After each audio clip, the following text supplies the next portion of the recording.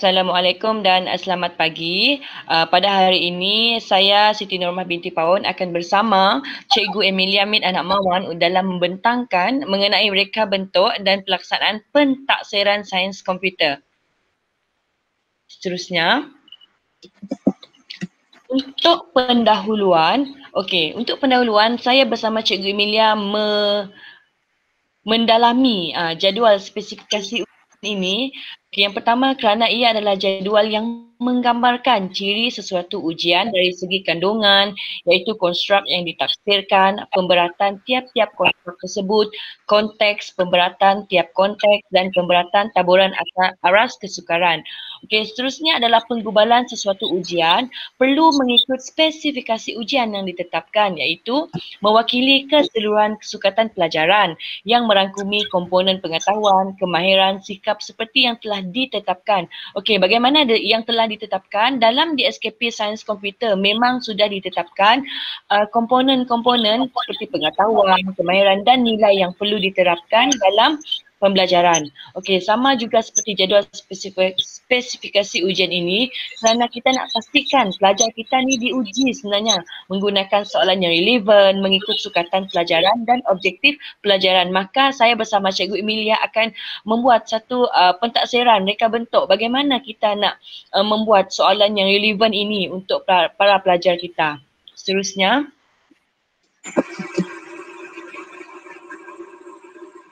okey, untuk jadual spesifikasi ujian sains komputer ini, dalam pembinaan JSU sains komputer terdapat 3 langkah penting yang perlu kita ambil tahu. Yang pertama, kandungan dan aras kemahiran. Soalan menguji satu hasil pembelajaran yang penting, soalan menguji pelbagai tahap pemikiran calon. Okey, di sini saya nak tekankan penilaian terhadap JSU tersebut perlu sebenarnya dilakukan kepada kita sendirilah. Kalau kita sebagai guru sains komputer yang pakar dalam mata pelajaran tu, mestilah kita nak memastikan kualiti item ujian dari segi kebolehpercayaan, kesahan dan seterusnya pengukuran yang adil. Okey, seterusnya penggubalan sesuatu kertas ujian sebenarnya memang perlu untuk spesifikasi ujian ini kerana mewakili sukatan pelajaran yang merangkumi komponen-komponen pengetahuan. Okey, penggubalan kertas ujian juga perlu dilakukan pelbagai proses terlebih dahulu. Contoh yang pertamalah, kita sediakan dahulu JSU diikuti dengan membuat ujian rintis contohnya ataupun mengemasumi setiap ujian tersebut sebelum item ujian tersebut. Okey. Jadual dalam JSU ini berpandukan kepada guru tentang sukatan pelajaran yang perlu diajar dan objektif pengajaran yang perlu dicapai oleh pelajar. Dari segi pembinaan jadual spesifikasi ujian ini juga, wajarnya guru perlu membina spesifikasi lah supaya membina menjadi kayu ukur kepada murid kerana ia merupakan peranan penting dalam pembinaan soalan yang kita hasilkan. Okey, seterusnya adalah kepentingan JSU ni adalah untuk mengelakkan daripada seorang guru membina ujian secara sembarangan. Sekurang-kurangnya adanya JSU, seorang guru dapat menghasilkan soalan-soalan untuk murid-muridnya. Okey, seterusnya adalah jadual spesifikasi ujian sains komputer. Saya bersama Cikgu Emilia sudah buat jadual spesifikasi ujian sains komputer JSU tingkatan 5. Seperti yang tertera, memang terdapat arah soalan, contohnya pengetahuan, kefahaman, aplikasi, analisis, sintesis, penilaian jumlah. Untuk pengetahuan semua, RST itu mewakili aras. Okay, contohnya R mewakili rendah, soalan aras rendah, dan S adalah sederhana dan T itu adalah tinggi. Okey, untuk ujian tingkatan 1, untuk hari ini kami akan memberi beberapa contoh pembinaan soalan yang merangkumi topik 1 ini. Okey, yang merangkumi komputer dan impak lah. Okey, kalau dalam bab 1 ni memang ada 1.1 hingga 1.6. Okey, yang bermula dengan menganalisis kesan inovasi dalam perkomputeran. Okey, yang seterusnya lah, itu merupakan jadual spesifikasi ujian sains komputer. Okey, baiklah, untuk pembinaan item terdapat, untuk sains komputer hanya soalan struktur sahaja pada bahagian A dan pada bahagian B. Okey, pada bahagian A dan pada bahagian B, soalan satu dia. Okey, saya bersama Cikgu Emilia pun dah sediakan soalan, soalan satu dan soalan dua. Okey, mari kita lihat soalan yang seterusnya. Okey, ini adalah salah satu soalan di mana kita nak ukur pelajar dari segi memahami. Okey, aras sederhana dari segi okey, contoh yang pertama. Soalan yang pertama mengenai topik satu tadilah komputer dan impak. Okey, untuk pengetahuan semua, untuk bahagian A hanya satu markah setiap satu soalan sahaja. Okey, untuk satu soalan tu satu markah sahaja, itu untuk bahagian B. Okey, dia yang seterusnya kamu akan nampak perbezaan lah. Okey, yang seterusnya adalah soalan struktur juga, tetapi yang ni bahagian B. Okey, contoh kan yang tadi soalan satu, okey, contoh yang HTML ni merupakan soalan satu, tetapi merangkumi tiga soalan, Okey, kalau seperti yang kita nampak lah, berdasarkan soalan HTML tadi, soalan memang agak sukar kerana pelajar perlu melihat kod atau cara HTML untuk mencari jawapan. Okey, seterusnya, okey, untuk seperti yang kita nampak pun jawapan memang sudah ada dalam kod atau cara tersebut. Kita nak uji sama ada pelajar boleh memahami ataupun tidak tentang topik HTML ini. Okey, yang ini merupakan elemen-elemen yang pentinglah kita nak ukur pelajar kan, kita nak ukur, kita nak nilai. Jadi kita kena tahu aras soalan pelajar kita tu macam mana. Seperti yang saya maklumkan sebentar tadi mengenai aras soalan tu, ada sederhana, ada tinggi, ada rendah. Jadi soalan-soalan ni memang merangkumi aras soalan tersebutlah kami memang berpandukan JSU untuk bina soalan ini. Okey, untuk soalan struktur bahagian B ini juga memberi markah yang memang agak besar kepada pelajar, 50 markah, dan terdapat 4 soalan sahaja. Okey, yang seterusnya untuk skema dan rubrik pemarkahan ini, okey, seperti yang anda nampak ada kotak yang pertama dan kotak yang kedua. Kotak yang pertama tu untuk bahagian A sahaja. Okey, untuk bahagian A. Kenapa saya katakan bahagian A? Kerana yang pertama soalan satu, markah satu markah. Okey, soalan dua, markah pun satu markah. Okey, tetapi untuk untuk jadual bahagian untuk jadual di bawah tu, itu adalah jadual untuk bahagian B. Okey, untuk bahagian B kerana kalau kamu nampak soalan satu tu merangkumi 3 markah kan. So itu adalah bahagian B. Itu adalah perbezaan skema dan rubrik pemarkahan daripada bahagian A dan bahagian B. Okey, secara rumusannya, okey, untuk rumusan dalam pembentangan ini, pentingnya JSU kerana ia adalah salah satu, kita sebagai guru tidak hentam kromo untuk buat kertas ujian pelajar. Okay, malahan sekiranya ada JSU memang memudahkan kita untuk membuat aras soalan mengikut kepakaran kita sendirilah. Kemudian soalan tersebut kita akan edarkan kepada pelajar dan kita akan gunakan dari semasa ke semasa. Okay, sekian saja pembentangan saya dan akan disambung oleh Cikgu Emilia Mit Anak Mawan. Terima kasih.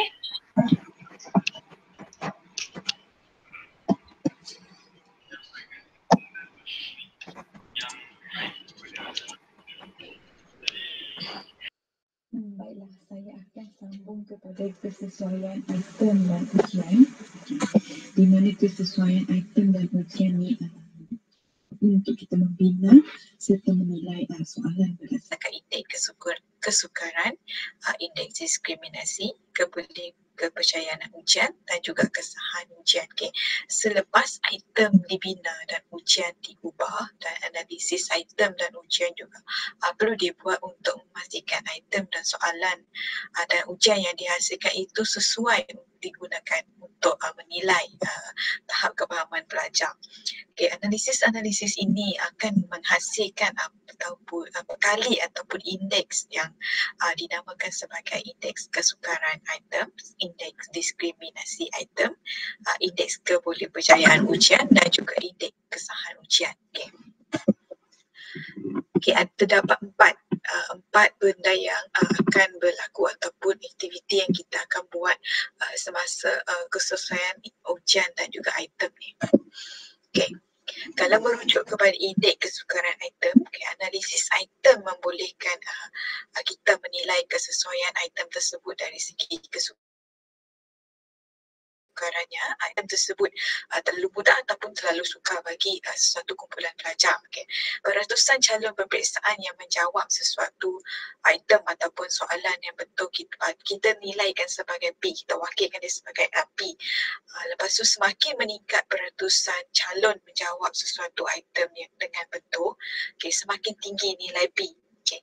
Sekiranya nilai P yang rendah, item akan semakin sukar, dan sekiranya nilai P itu makin tinggi, maka item semakin mudah. Kaedah untuk kita menghitung indeks kesukaran item ataupun nilai P tadi tu, bilangan calon yang beri jawapan betul kita bahagi dengan jumlah calon yang menjawab. Okay, keseluruhan calon yang menjawab tu bahagi dengan bilangan calon yang jawab dengan betul kita bahagi dengan kesemua calon yang jawab ujian tersebut. Okay. Sebagai contoh, 3 orang pelajar dia jawab betul daripada 40 orang pelajar yang jawab keseluruhan soalan tersebut. Untuk hitung nilai P ni 30 kita akan bahagi dengan 40. So kita akan dapat 0.75. Kita rujuk kepada jadual pengkelasan item di mana kalau nilai P berada pada 0.61 sehingga 0.80, bermakna pengkelasan item yang diminat adalah mudah. Okay. Untuk indeks kesukaran item mengikut Words pada tahun 1960, indeks kesukaran ni menggambarkan peratusan pelajar yang menjawab sesuatu dengan betul. Okay, lagi tinggi peratusan pelajar menjawab item dengan betul, lagi mudah item tersebut. Okay, sebagai contoh, item yang jawab dengan betul oleh 85 orang pelajar. So nilai P dia 0.85. Okay, jika indeks kesukaran bagi item adalah 0.85, okay, bermakna 85% yang jawab item tersebut dengan betul. Okay. Untuk indeks kesukaran item subjektif pula, kita nilaikan P ni adalah rumus dia markah purata kita bagi dengan julat markah penuh. Okay. Sebagai contoh, sekiranya jumlah markah pelajar adalah 10, untuk 10 orang pelajar adalah 65. Markah purata adalah kita bagi 65 dengan 10. Okay, 6.5, kita dapat 65 adalah markah terendah dan 10 markah tertinggi. So julat markah adalah 10. So indeks kesukaran dia 65 daripada 10. Maksudnya 65 yang jawab betul daripada 10 orang yang ambil ujian tadi. So kita dapat 0.65. Itu adalah julat untuk markah penuh pelajar ni. Okay, kita rujuk kepada aras kesukaran dan pengkelasan item. Okay, kalau tadi 0.65 dia berada dekat mudah untuk pengkelasan item, yang maksudnya soalan yang diminat itu adalah mudah. Okay, ini lagi contoh untuk jumlah pelajar. Sekiranya jumlah pelajar yang jawab soalan itu adalah 15. Okay, untuk cari markah purata, kita tambahkan keseluruhan markah pelajar, lepas tu kita bagi dengan 16. Itu adalah cari average ataupun purata.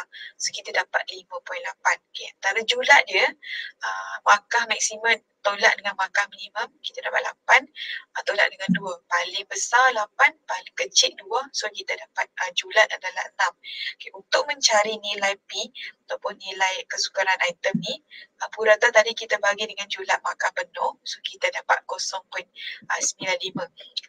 Tengok balik 0.95 adalah berada di item tersebut adalah terlalu mudah. Okay. Tujuan indeks kesukaran ni kita guna adalah kita buat adalah untuk mengenal pasti konsep yang perlu diajar semula, soalan yang tidak dapat dijawab oleh sebahagian daripada pelajar. Okay. Kedua, kita kena kenal pasti dan melaporkan kekuatan dan juga kelemahan bahagian kurikulum pelajar.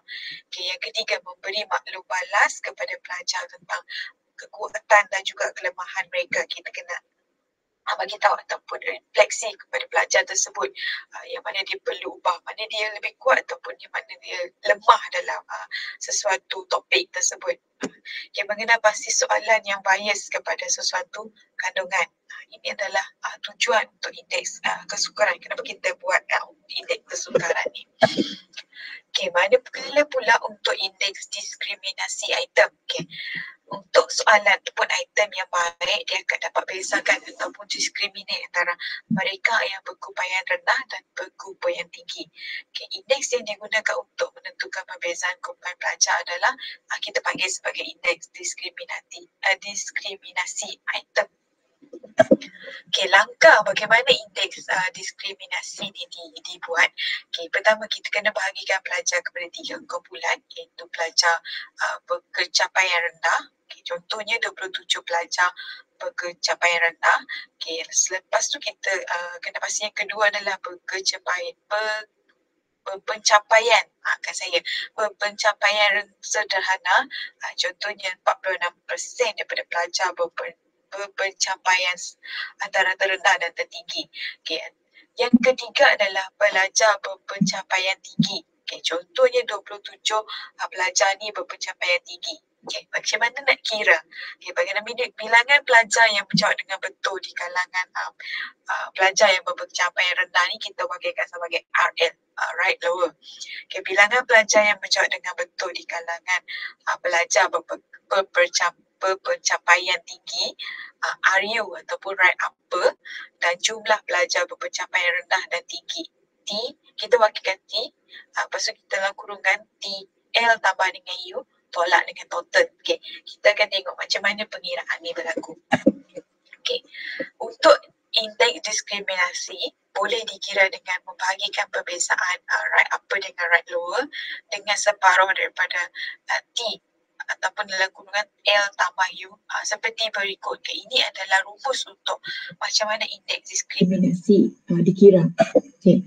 Contohnya, seramai 200 orang pelajar sains komputer telah menjawab soalan. Okay, setelah 54 ataupun 27% daripada 200 tadi tu pelajar berpencapaian tinggi dikenal pasti. Okay, dapati 45 daripada mereka telah menjawab soalan tersebut dengan betul. Maksudnya apa adalah bernilai 45. Okay, seterusnya daripada 54 orang berpencapaian rendah, seramai 15 orang telah dapat menjawab dengan betul, iaitu RL ataupun right lower sama dengan 15. Okay.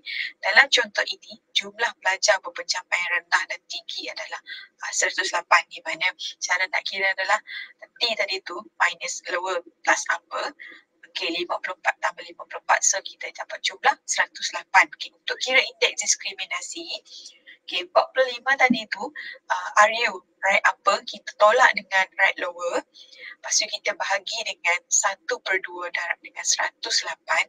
Okay, kita dapat 30 bahagi 54 dan indeks yang kita dapat adalah 0.56. Okay. Kita tengok aras diskriminasi dan perkelasan atom. Okay, di mana letaknya untuk yang ni tadi, untuk contoh yang ni 0.56. 0.56 berada dekat sangat baik. Okay.